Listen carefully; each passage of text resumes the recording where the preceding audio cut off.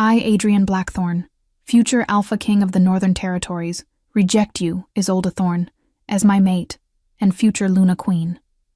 The words echoed through the ceremonial hall, like thunder splitting the sky, and Isolde felt her knees buckle beneath her. She had prepared herself for many things tonight. She had steeled her heart against disappointment, had practiced her invisible smile for when he would inevitably choose Seraphine, had even rehearsed the graceful way she would fade back into the EO. Shadows where she belonged.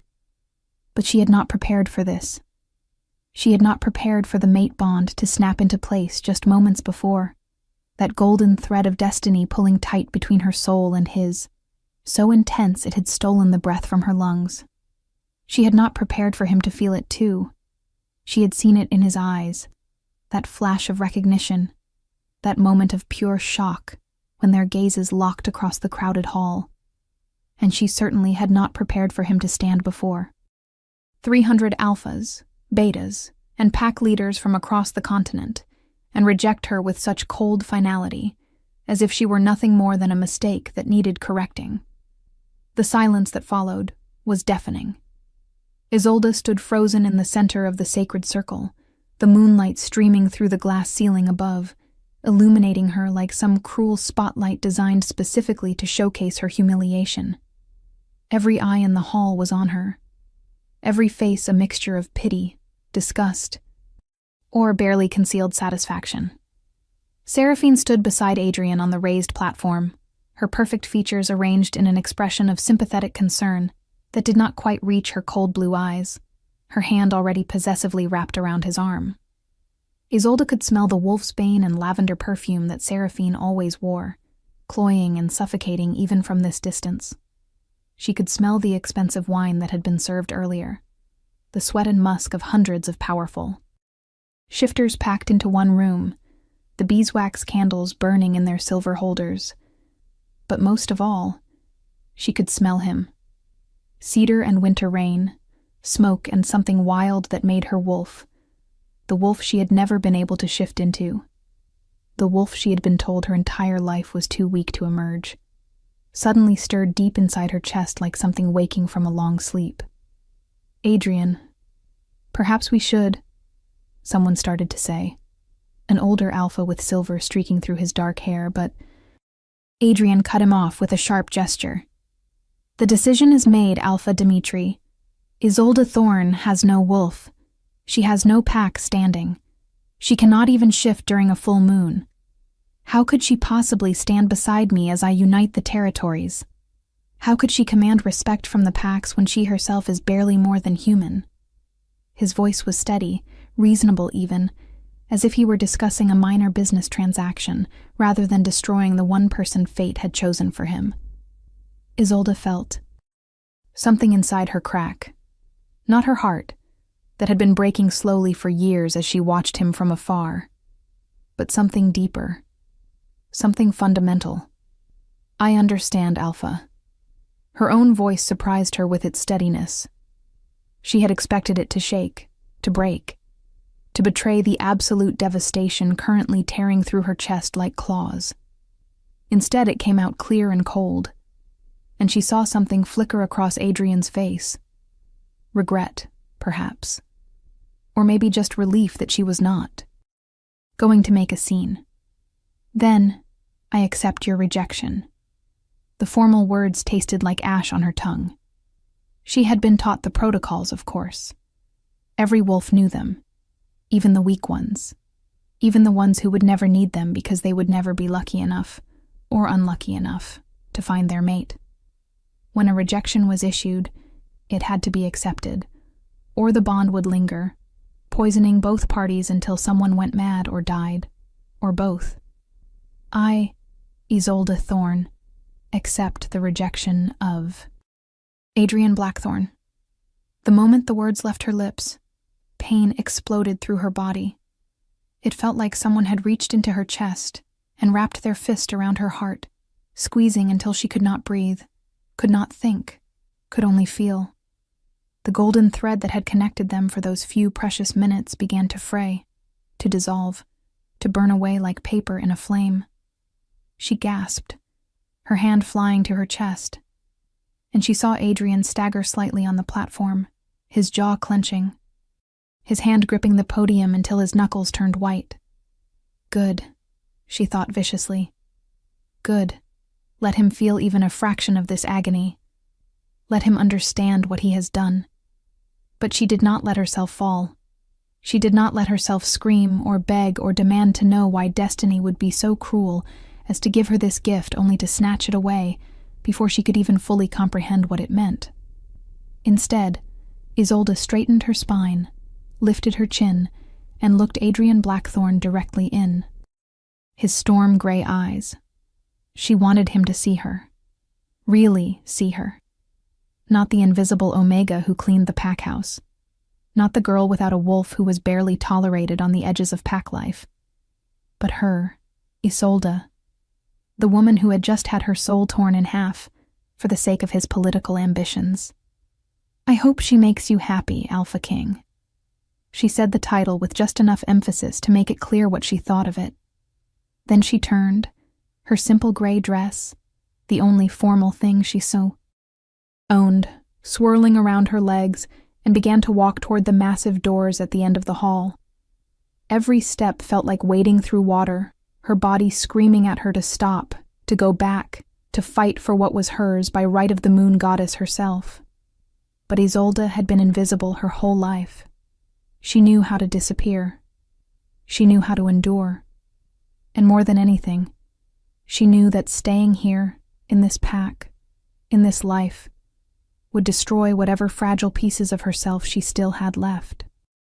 Let her go, she heard Adrian say behind her, his voice rough with something that might have been pain if she had any generosity left to give him. Seraphine and I will complete the Luna Queen ceremony tomorrow at dawn. The doors opened before Isolde reached them, 2 guards pulling them wide, their faces carefully blank. Professional. They had been trained not to react to pack drama, no matter how spectacular. Isolde walked through without looking back, even though every instinct she had was screaming at her to turn around, to see his face one more time, to memorize the man who had been meant for her and had chosen duty over destiny. The night air hit her like a slap, cold and clean after the suffocating atmosphere of the ceremonial hall. The Shadow Moon Pack territory spread out before her, the main pack house behind her still blazing with light and music as the celebration continued. Because of course it would continue. One rejected Omega meant nothing in the grand scheme of Adrian Blackthorne's coronation. The mating ceremony would proceed. The alliances would be solidified. The Northern Territories would have their Alpha King and their perfect, powerful Luna Queen. And Isolde would be forgotten by morning. If you are enjoying this story, do not forget to leave a like and subscribe to the channel for more emotional stories like this one. She made it to the edge of the forest before the sobs finally broke free, tearing out of her throat in gasping, painful heaves that bent her double. She pressed her hand against a tree trunk, the rough bark biting into her palm, grounding her, keeping her from simply collapsing onto the ground and never getting up again. How long had she loved him? Years. Since she was 16 and had first seen him at a pack gathering, tall and commanding even then.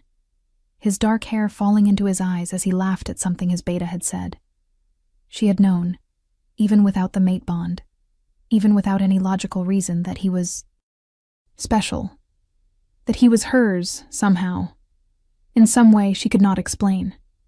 She had watched him grow into his power, had seen him train the younger wolves, had observed from her invisible corner as he made decisions that showed both strength and compassion.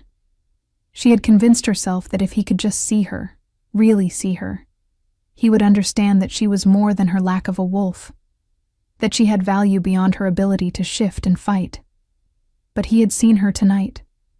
The mate bond had forced him to see her, and he had looked at her and found her wanting. Pathetic. The word came from behind her, and Isolde spun, her heart racing. Seraphine stood at the tree line, still in her ceremonial gown of deep crimson silk that probably cost more than everything Isolde had ever owned combined. Her blonde hair was perfectly arranged in an intricate updo, her makeup flawless, her posture that of someone who had never doubted her place in the world for even a single moment. "Excuse me," Isolde managed, her voice still thick with tears. "I said you are pathetic." Seraphine moved closer, her heels somehow silent on the forest floor, despite the branches and leaves. "Did you actually think he would choose you? You, a wolfless nobody with no family, no connections, no power? The mate bond means nothing compared to what I can offer him. Armies, alliances, strength. You would have been a liability, a weakness for his enemies to exploit. He made the right choice, even if it took him a moment. To see it clearly." Her smile was sharp as broken glass. "And you made it so easy for him by accepting the rejection immediately. Thank you for that, truly. It saved us all a great deal of awkwardness."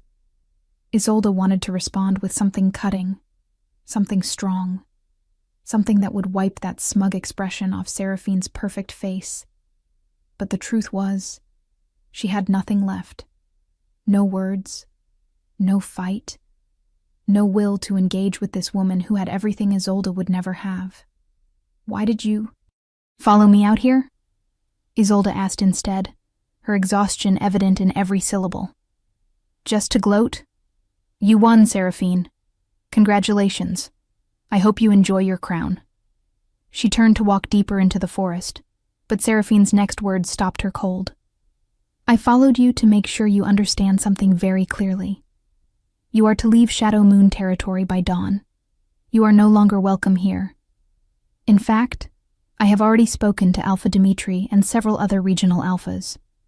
They have agreed that for the stability of Adrian's new reign, it would be best if you simply disappeared. No pack will take you in. No territory will shelter you. You are alone now, Isolde. Completely and utterly alone." The casual cruelty in her tone was somehow worse than if she had been screaming. This was not anger or passion. This was calculated destruction. "You cannot do that. I was born in this pack." Isolde heard the desperation creeping into her voice and hated herself for it. "I have nowhere else to go." Seraphine laughed, the sound like wind chimes made of ice. "That is not my problem. Perhaps you should have thought about that before fate made the mistake of marking you as Adrian's mate. But do not worry. I am certain the human cities will welcome you. After all, that is what you are, essentially. A human pretending to be a wolf. At least there you will not have to keep up the charade." She turned, her dress swirling dramatically, and began walking back toward the lights and music of the pack house. "Dawn, Isolde. If you are still here when the sun rises, I will have the border patrols remove you by force, and they will not be gentle." Then she was gone, leaving Isolde alone in the darkness with nothing but the sound of her own ragged breathing and the hollow ache where her mate bond had been. For a long moment, Isolde stood completely still, her mind blank with shock and grief, and a bone-deep weariness that made her want to simply lie down in the leaves and let the forest take her. But somewhere deep inside, beneath all the pain and humiliation, something stirred. That same something that had woken when Adrian spoke the rejection. That presence she had always felt, but never been able to touch. That whisper in her mind that had kept her going through years of being overlooked and underestimated. "No," she whispered into the darkness. "No, I will not let them do this to me." She did not know where the words came from, but once she said them, felt right, they felt true. "If I have to leave, then I will leave, but I will not go to the human cities. I will not fade away like they want me to. I will find out why I have no wolf. I will find out who I really am, and I will come back so powerful that they will regret ever making me feel small." The promise hung in the air, and somewhere in the distance, a wolf howled, long and mournful, as if the moon itself had heard her vow. Isolde had heard the stories of the Forbidden Peaks her entire life. Every wolf pup in the Northern Territories grew up with the warnings. Do not go into the mountains. Do not venture past the sacred markers. Do not seek the old magic that sleeps in those ancient stones, because it will consume you, change you, destroy everything you thought you knew. The tales spoke of wolves who had gone mad from desperation or grief and climbed into those mist-shrouded heights, never to return. They spoke of ancient beings that predated the packs, entities that had their own laws, their own prices, their own definitions of mercy and justice. They spoke of the moon-blessed bloodline, the original royal family who had ruled all wolves with wisdom and power until they had been betrayed, murdered in a single blood-soaked night 3 generations ago. Their territory had been divided among the surviving alphas. Their name had been struck from pack records, and their descendants, if any survived, had been hunted to extinction. Or so the official histories claimed. But Isolde had always wondered. Late at night, when she could not sleep because the other Omegas were whispering cruel things they thought she could not hear, she would think about those stories. She would think about power that came from the moon itself, rather than from physical strength. She would think about magic and destiny, and the possibility that there was more to being a wolf than just the ability to shift and fight. Now, as she stood at the base of the mountain path, with nothing but the clothes on her back and a small pack of supplies she had managed to grab from her room in the pack house, those stories did not seem frightening. They seemed like hope. The moon was full overhead, so bright it cast sharp shadows across the rocks and sparse trees that marked the beginning of the Forbidden Peaks territory. Isolde took a deep breath, tasting snow and pine and something else, something that made her skin prickle with awareness. Then she started climbing. The path was barely visible, overgrown with thorny bushes and loose with scattered stones that made every step treacherous. Her legs burned within minutes, her lungs aching from the thin mountain air. She was not a warrior, had never trained beyond the basic self-defense required of all pack members. Her body was soft where Seraphine's was hard, untested where Adrian's was battle-scarred. But she kept moving, one foot in front of the other, because the alternative was going back, and that was no longer an option. Hours passed. The lights of the Shadow Moon territory disappeared behind her, swallowed by the forest and distance. The temperature dropped until her breath came out in visible clouds, and her fingers went numb despite the jacket she had thrown on before leaving. Still she climbed. "You are far from home, little wolf." The voice came from everywhere and nowhere, echoing off the rocks, carried on the wind. Isolde spun, her heart hammering, searching the darkness for the source. Nothing. Just shadows and moonlight, and the distant sound of water running over stones. "I am not a little wolf," Isolde said, proud that her voice did not shake. "And I have no home. Not anymore." Laughter, low and amused. "Interesting. Most who come here are running from something. You sound like you are running toward something instead. Tell me, child, what do you seek in the Forbidden Peaks?" There was a shimmer in the air in front of her, like heat rising from summer pavement. And then a figure materialized. An old woman, her hair the silver white of new snow, her eyes the same luminous shade as the full moon above.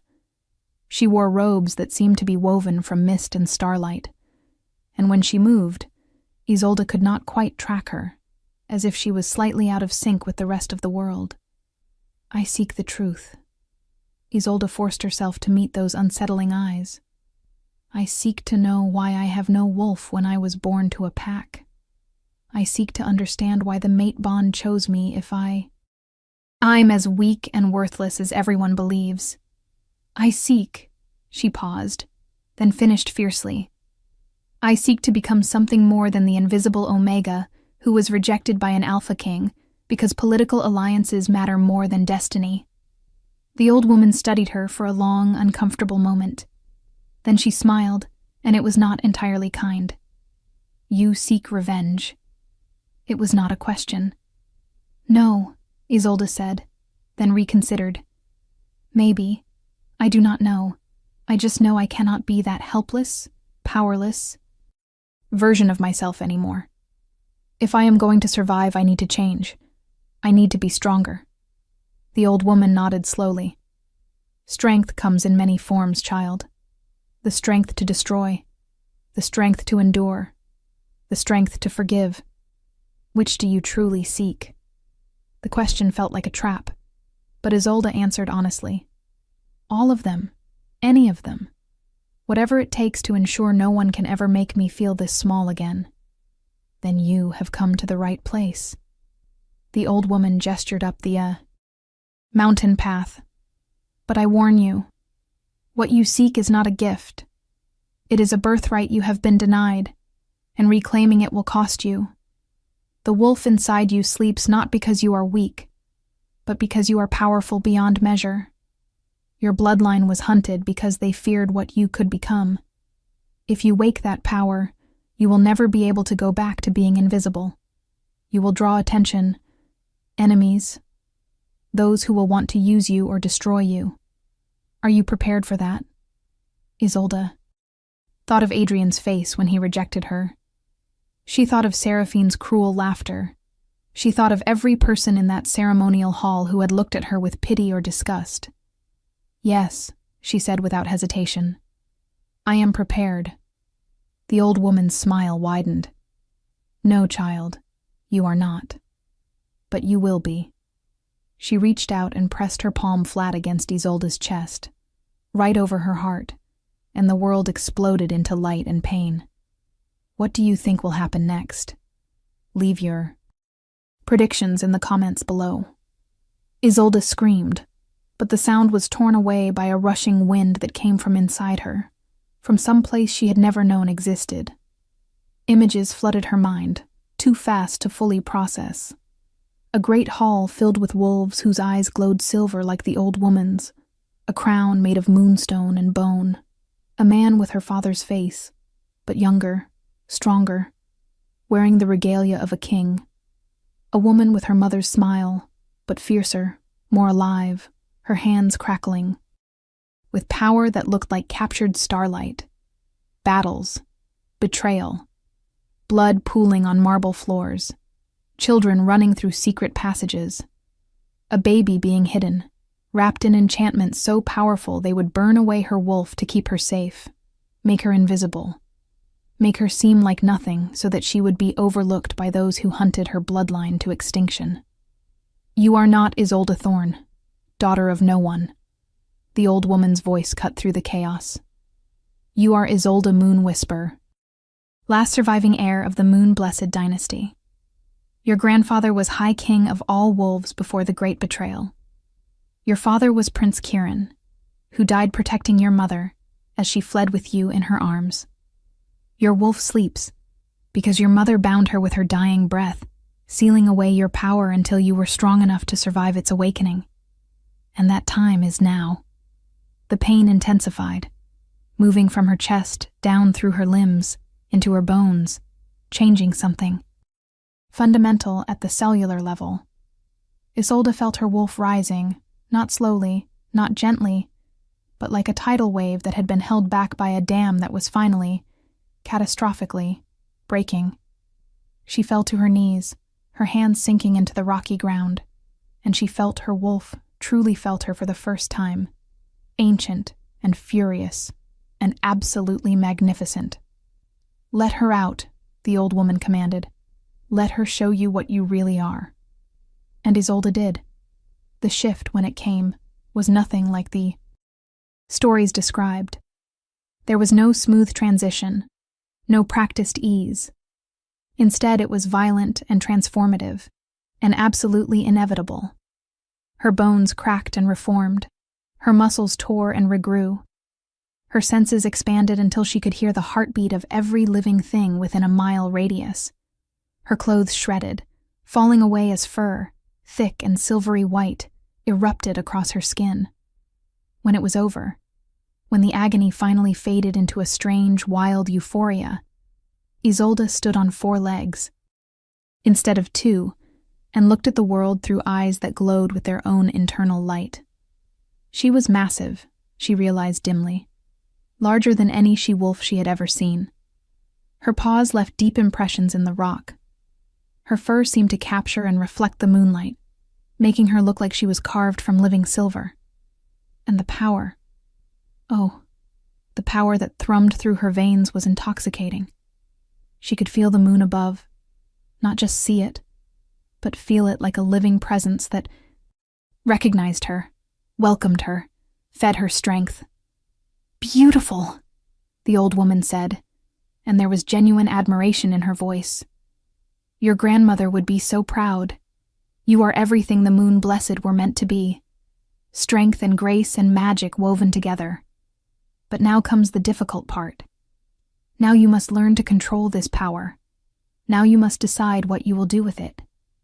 And now," her expression turned serious, "you must understand what your very existence means for the delicate, political balance your former mate has just established."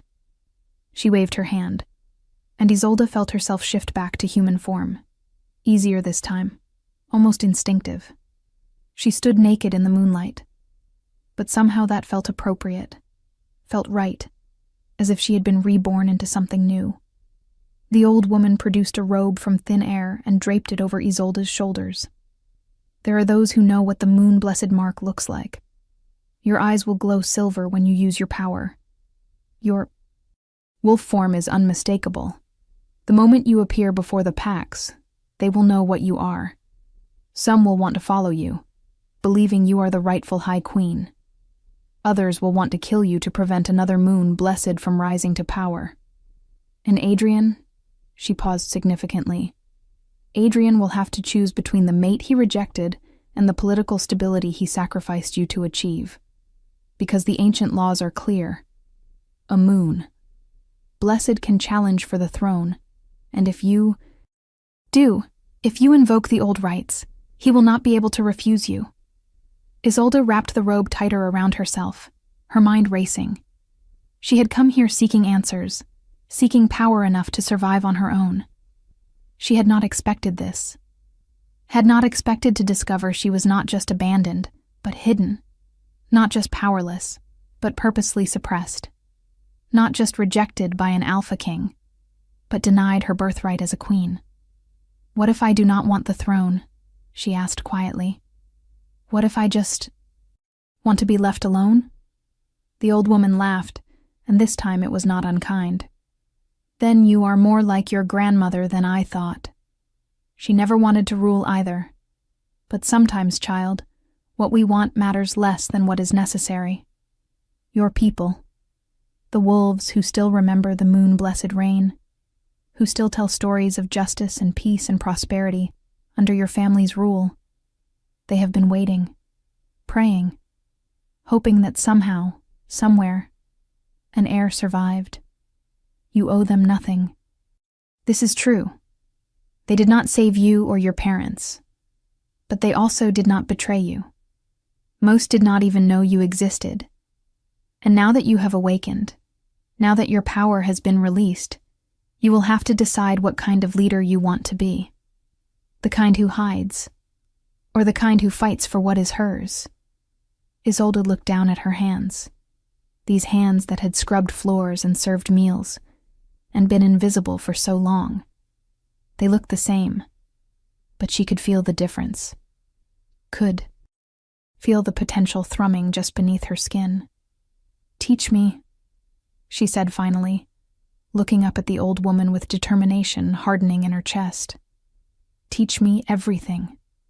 How to control my wolf, how to use my power, how to fight, how to lead.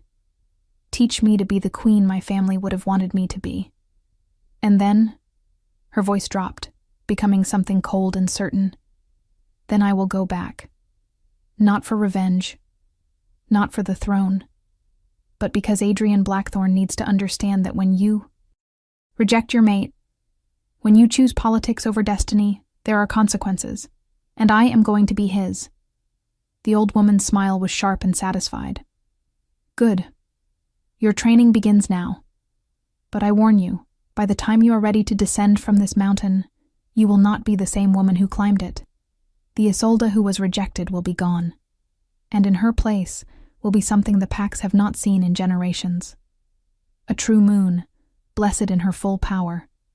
The question is, will the Northern Territories survive your return?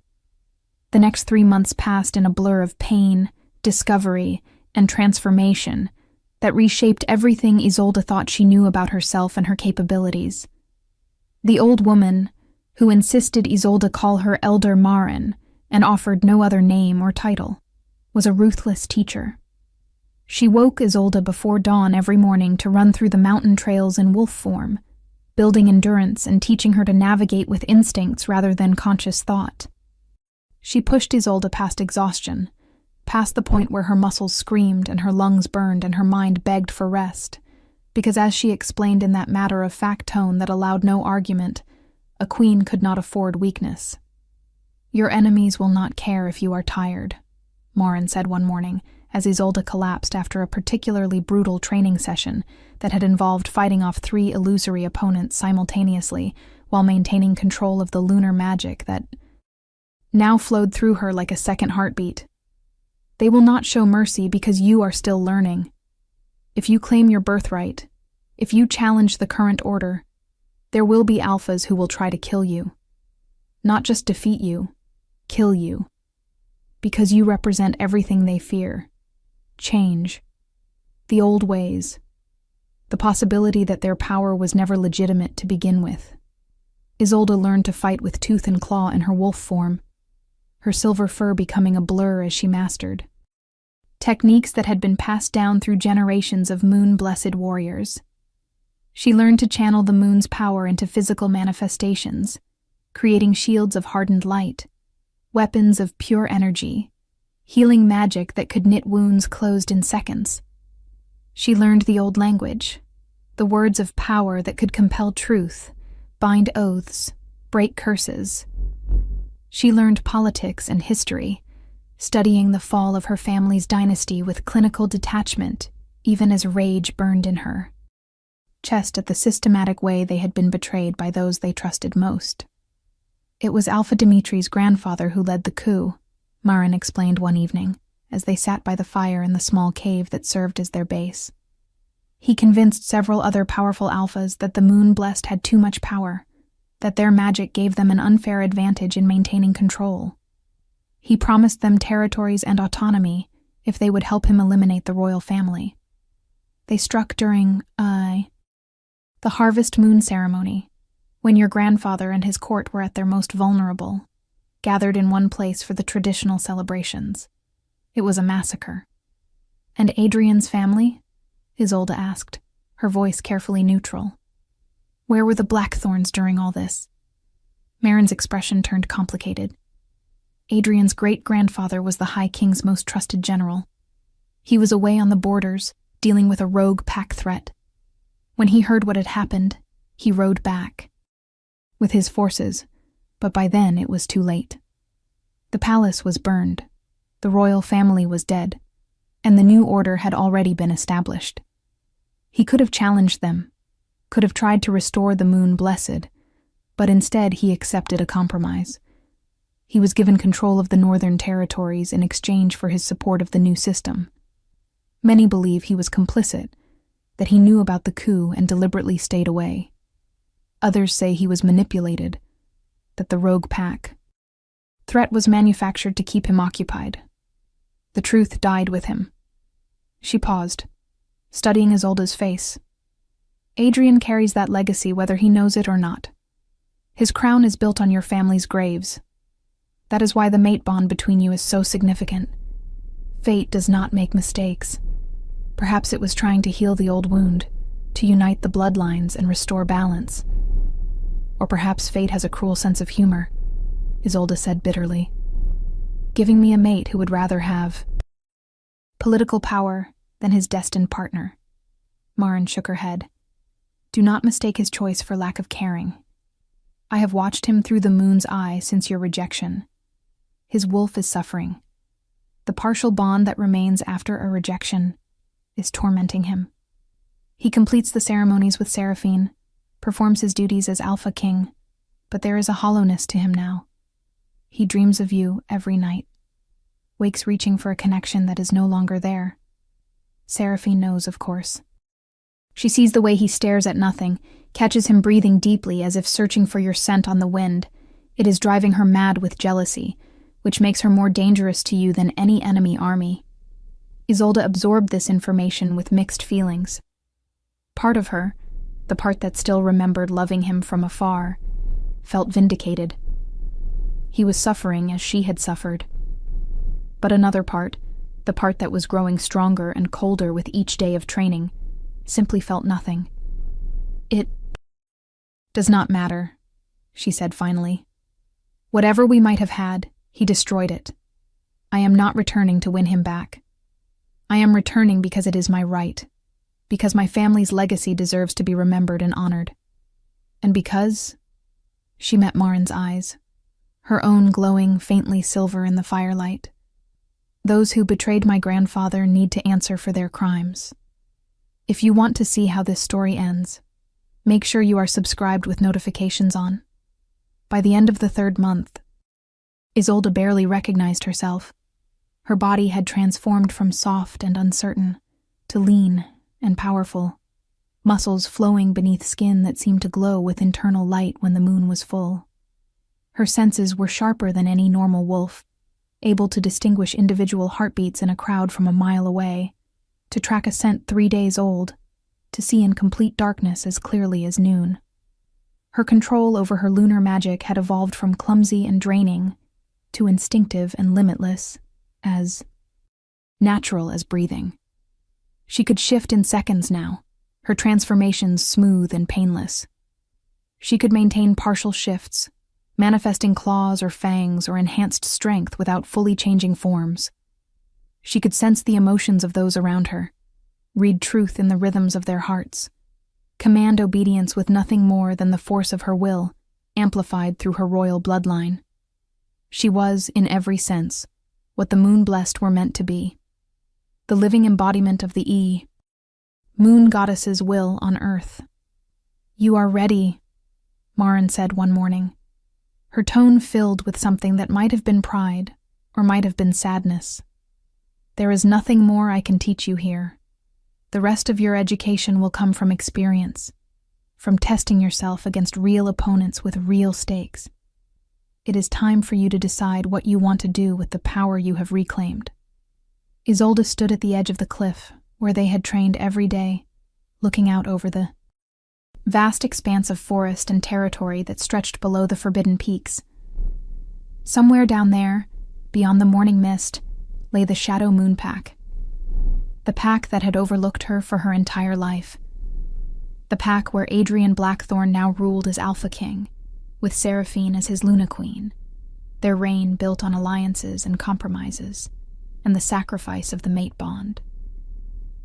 "Tell me honestly," Isolde said, without looking at Marin. "If I challenge the current order, if I invoke the old laws, and claim my birthright, how many will die?" Marin was silent for a long moment. "Many," she said finally. "Some will support you immediately, those who still remember or whose families remember the prosperity under moon-blessed rule. But others have too much to lose. Their territories, their positions, their very identities are tied to the system that replaced your family. They will fight. And even among those who might support you philosophically, many will hesitate because you are young, untested in real battle, unknown. You will have to prove yourself through blood and victory. There is no other way. And Adrian?" Isolde's voice was barely above a whisper. "What will he do?" Marin moved to stand beside her, her ancient eyes scanning the horizon. "That is the question, is it not? Legally, he must acknowledge your claim. The old laws still exist in the founding documents, even if they have been ignored for generations. If you present yourself as the moon-blessed heir, if you can prove your lineage through the traditional trials, he will have no choice but to recognize your right to challenge for the throne. But whether he fights you or abdicates, whether he honors the mate bond that still connects you despite the rejection, whether he chooses duty or destiny this time, that I cannot predict. He is a complex man, shaped by loyalty to his family's legacy and genuine desire to do what is best for the packs. You represent a threat to everything he has built, but you are also the one person fate chose for him. That conflict will tear him apart. Good, the cold part of Isolde thought. Let him be torn apart. Let him suffer the impossible choice. But even as she thought it, she felt the faintest echo of that golden thread, that mate bond that should have been severed completely, but somehow still whispered between them across the distance. He was awake, she realized suddenly. Right now, at this exact moment, he was thinking of her. She could almost feel the weight of his attention, the ache of his longing. I am going back, Isolde said, decision crystallizing into certainty. Not to start a war, though I will finish one if necessary. Not to claim revenge, though I will demand justice. I am going back because I am Isolde Moonwhisper, daughter of Prince Kirin, granddaughter of High King Aldrich, last of the moon-blessed bloodline, and it is time the Northern Territories remembered what that means. She turned to face Maren, her eyes blazing silver with power and purpose. But I will not go as a supplicant or a petitioner. I will go as a queen, and I will give them one chance, only one, to acknowledge what was stolen from my family and make it right. If they refuse, if they choose to defend the corrupt system built on betrayal and murder, then yes, there will be blood. But it will be blood spent in service of justice, not revenge. Can you accept that distinction? Maren studied her for a long, measuring moment, then nodded slowly. Your grandmother would have said the same thing. She too believed in justice over vengeance, in mercy tempered with strength. I accept your path, Isolde Moonwhisper, and I will stand beside you when you face them, as I stood beside your family before. But know this, once you descend from this mountain, once you reveal yourself, there is no going back to safety or anonymity. You will be a symbol, a rallying point, a threat. Every moment of every day for the rest of your life will be political, dangerous, scrutinized. Are you truly ready for that burden? Isolde looked down at her hands, remembering how they had trembled the night Adrian rejected her, how small and powerless she had felt. Now they were steady, strong, capable of channeling enough power to level a building or heal a dying wolf. I have been invisible my entire life, she said softly. I think I can handle being seen. 3 days later, Isolde stood at the edge of Shadow Moon territory once more, but this time she was not the broken, rejected Omega fleeing into exile. She wore robes of deep midnight blue that Maren had woven from moonlight and shadow, embroidered with silver threads that formed the ancient symbols of her bloodline. Her hair, which had grown long during her time in the mountains, fell in waves down her back, crowned with a simple circlet of silver that had belonged to her grandmother. She carried no weapons, because she was the weapon. Her very presence radiated power, making the air around her shimmer with barely contained energy. It was the night of the full moon, the most significant night in the werewolf calendar, when all packs gathered for the traditional hunt and celebration. She had timed her return deliberately, because she needed witnesses, needed the maximum number of alphas and pack leaders present for what she was about to do. Are you certain about this? Maren asked from beside her, also dressed in formal robes that marked her as an elder, one of the ancient guardians of werewolf tradition. Once you cross this border, once you announce yourself, there is no retreat. Isolde smiled, and it was not a kind expression. I have never been more certain of anything in my life. Together they walked forward, crossing the invisible line that marked Shadow Moon territory. Immediately alarms sounded, magical and physical, alerting the pack to intruders. Within minutes they were surrounded by border patrol wolves, snarling and snapping, demanding identification. Tell Alpha King Adrian Blackthorn, Isolde said, her voice carrying an edge of command that made several of the wolves flinch and lower their eyes involuntarily. That Isolde Moonwhisper, last heir of the moon-blessed dynasty, has returned to claim what is hers by right of blood and moon law. Tell him I invoke the ancient right of challenge. And tell him, she smiled, cold and dangerous, that his rejected mate is no longer the powerless Omega he dismissed. She is a queen, and she is done being invisible. The ceremonial grounds were packed with hundreds of werewolves from every major pack in the Northern Territories, all gathered in their finest clothes for the full moon celebration. The air was thick with the scents of roasted meat, spiced wine, and the musk of so many powerful shifters in one place. Conversations and laughter filled the night, the kind of easy camaraderie that came with tradition and full bellies and the promise of the hunt to follow. Adrian stood on the central platform beside Seraphine, playing his role as Alpha King with practiced ease, greeting visiting alphas, listening to petitions, settling minor disputes. He should have felt triumphant, powerful, satisfied with the empire he had built over the past 3 months, the alliances he had solidified, the respect he had earned. Instead, he felt hollow, like something essential had been carved out of his chest and left a void that nothing could fill. His wolf was a constant restless presence in his mind, pacing and whining and searching, always searching for a scent that was not there, for a connection that had been severed. "You are not paying attention," Seraphine murmured beside him, her smile fixed, but her eyes hard. "Alpha Dimitri asked you a question."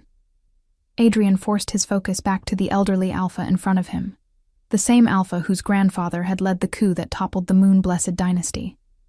"My apologies, Alpha Dimitri. Could you repeat that?" Before Dimitri could respond, a commotion near the main entrance drew everyone's attention. The crowd parted, conversations dying mid-sentence, as 2 figures walked forward with the kind of presence that demanded acknowledgement. Adrian's wolf, which had been drowsing miserably in the back of his mind, suddenly surged to attention with a force that nearly drove him to his knees. That scent, jasmine and moonlight and something wild and primal that made his entire body tighten with need and recognition. No, it could not be. She had left. She was gone. He had checked, had sent trackers, had spent weeks confirming that she had truly disappeared from Packlands. Some part of him had hoped she found happiness elsewhere, even as a larger part had mourned her loss with an intensity that terrified him. But the woman walking toward him now was not the Isolde he remembered. This woman was power incarnate, her eyes glowing pure silver, her dark hair flowing loose and crowned with what looked like ancient royal regalia. She moved with the fluid grace of a trained warrior, every step radiating confidence and barely leashed strength. The robes she wore were marked with symbols he recognized from old texts, forbidden histories, the bloodline that should have been extinct. "Impossible," Alpha Dimitri breathed beside him, his face going pale. "It cannot be. We made certain. We hunted them all." Adrian barely heard him, his entire attention fixed on Isolde as she stopped at the base of the platform, looking up at him with an expression that mixed hurt, challenge, and something that might have been disappointment. "Hello, Adrian," she said, and her voice carried to every corner of the ceremonial grounds, without her needing to shout, amplified by power that made the air itself vibrate. "Did you miss me?" The silence that followed was absolute. Every eye turned to Adrian, waiting for his response, for his acknowledgement of this impossible situation. Seraphine's hand tightened on his arm, her nails digging in through the fabric of his formal jacket. "Who is this woman?" Seraphine demanded, though the tremor in her voice suggested she knew exactly who this was and was terrified. Isolde's smile was sharp as she turned her glowing eyes on Seraphine. "I am the woman your mate rejected 3 months ago because I was not powerful enough, not connected enough, not worthy enough to stand beside him. Tell me, Luna Queen does this. She gestured to herself, power crackling visibly around her. Fingers. Look powerless to you? Does the last surviving heir of the moon-blessed dynasty, granddaughter of the High King who ruled before your grandfathers betrayed and murdered him, seem unworthy? The accusations hung in the air like poison, and Adrian watched as decades of carefully maintained political stability began to crumble in real time. Pack leaders who had supported him, who had celebrated his coronation, now looked at him with suspicion.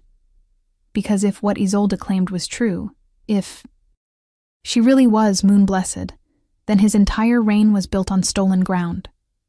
You died, Dimitri said, stepping forward, his composure cracking.